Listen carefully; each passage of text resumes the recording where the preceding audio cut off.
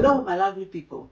Thanks a lot for joining me once again. If you are new here, welcome, and please be sure to subscribe, like, and share before you leave. I hope we are all keeping well and safe by God's grace. My name is Samira. So as is our custom here on this channel, we will have our discussion about how and ways to grow spiritually and improve our Christian living. Then we go on to the cooking afterwards. The Bible says in Matthew chapter 4 verse 4 that man shall not live by bread alone, but by every word that proceeds from the mouth of God. But if you are here just for the cooking, then see here for when it starts. I will encourage you though to jump to the last segment of this first session, which starts here, because I believe it's so important and will be the most important decision you make today. Thank you. Last week we started talking about manhood, and we looked at the first characteristic, which was esteeming earthly things lightly. Today we will discuss the second characteristic, which is deadness to censure or praise. Censure means criticism. Our key scripture is 1 Corinthians chapter 3 verse 3 to 4. I read, "You are still following the ways of the world. Some of you are jealous. Some of you argue. So aren't you followers of the world? Aren't you acting like ordinary human beings? One of you says, I follow Paul. Another says, I follow Apollos. Aren't you acting like ordinary human beings?" Amen. Paul had grown in grace to such an extent that he sought only to commend himself to God. He was not influenced or affected by what others thought of him. He did not get in bondage to anybody. It was not a carnal independence, but a saintly dignity. We all should not be affected by what people think of us.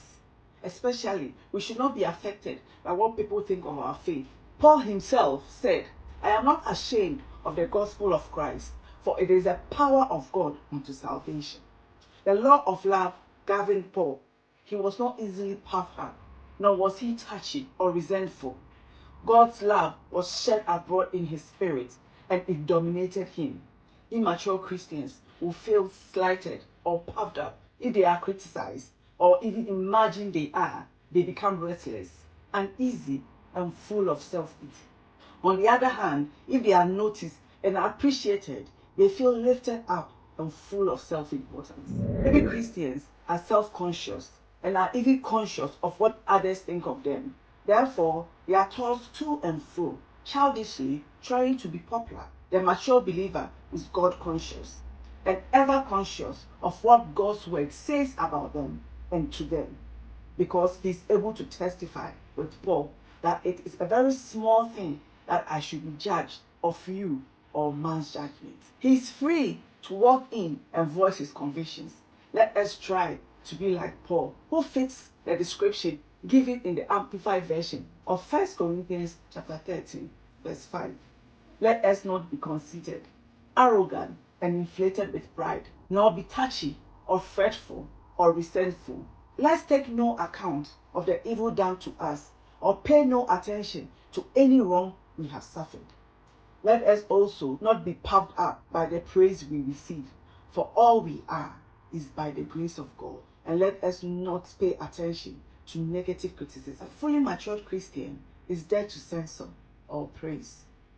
May the peace of God that passes all understanding be with us all. Amen. If you are watching me and not a born again, and you want to give your life to Jesus, I want you to pray this prayer with me. God is saving your life today. Lord Jesus, I come to you just as I am. I believe that you died on the cross and rose again to save the lost. Please forgive me now of all my sins.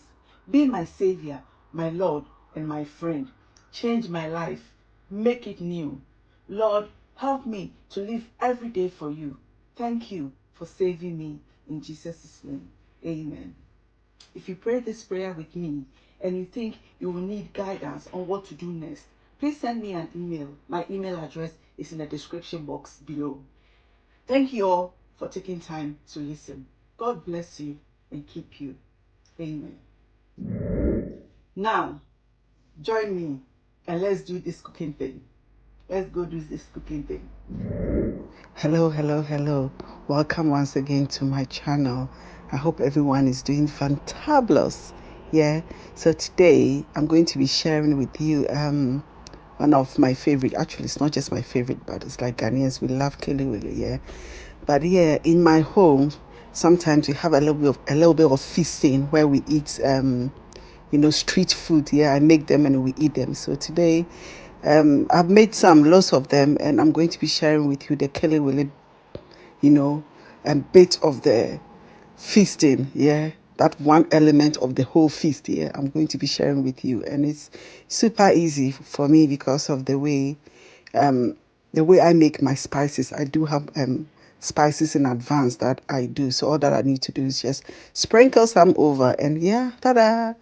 I'm ready to go. So yeah, KELEWELE, I'm sure it's not new to many of you, but let's get into it and you know what I mean. Yeah. So we start by having some ripe plantain, yeah. So the plantain must be ripe. It shouldn't be hard. It should be nicely ripened, yeah. Ripened. Ripened is good English. We take it like that. And I have my KELEWELE spices, which I'm going to be sharing with you very soon. So it's a mixture of all the ingredients you need for KELEWELE spice. Yeah. So we're doing spice plantain. So I'll take a few scoops of my KELEWELE spice mix, which, as I've said a moment ago, I'll be sharing that with you very soon. Yeah. So I just took some of that and added some salt to it to taste. Yeah.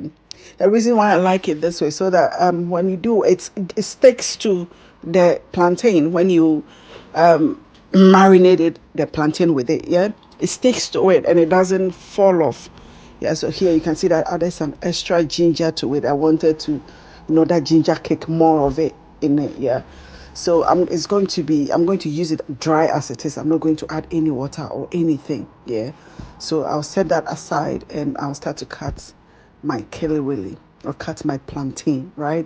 So I just cut the top and tail of the plantain and I'll slit it into two. Just cut it into two like that. Then what I do, which or what we do is done, which you can see very well, is I sort of remove the plantain from the peel, with my thumb. Just sort of, if you can see, just a little bit of it, yeah. So that when you cut it, it's easier for it to fall off the peel, right?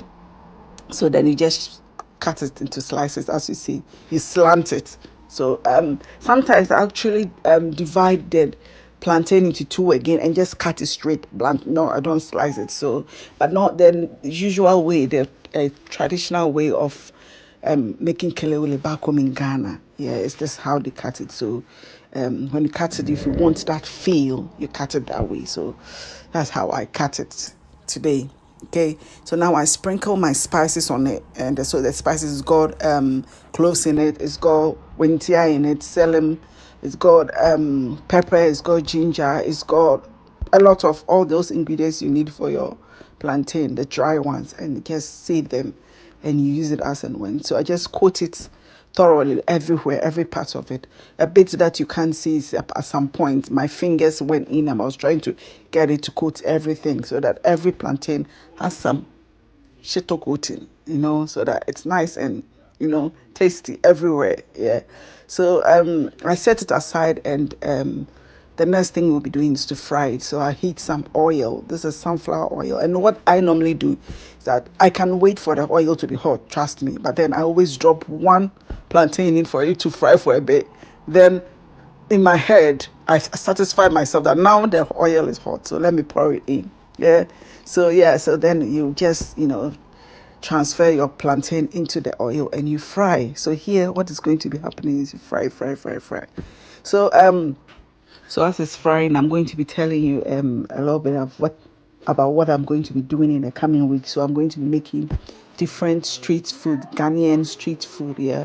Because growing up, I grew up in Mamobi Zongo. I'm a typical Zongo girl, trust me.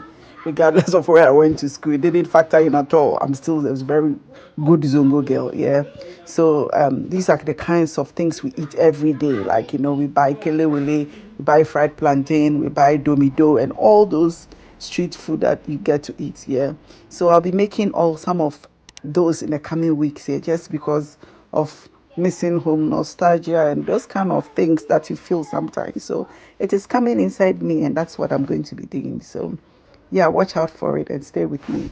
So as you can see, our plantain is ready, nice and ready, and it's ready for us to serve it and eat it. So that's it. It's pretty simple. Yeah, very simple. But for those who don't have, yeah, obviously most of the people don't have my spices, so I'll put the ingredients in for what you need to coat the plantain. Yes, I'll just write it up for you so that you can just blend it or grind it and mix it and use that for it. Yeah, so that is it. So you see how delicious it looks. Yeah, thank you all for coming and for watching and for supporting me and everything. Please like, subscribe, and share, and I'll see you again very soon. Yeah, maybe Wednesday for recreation. All right, bye.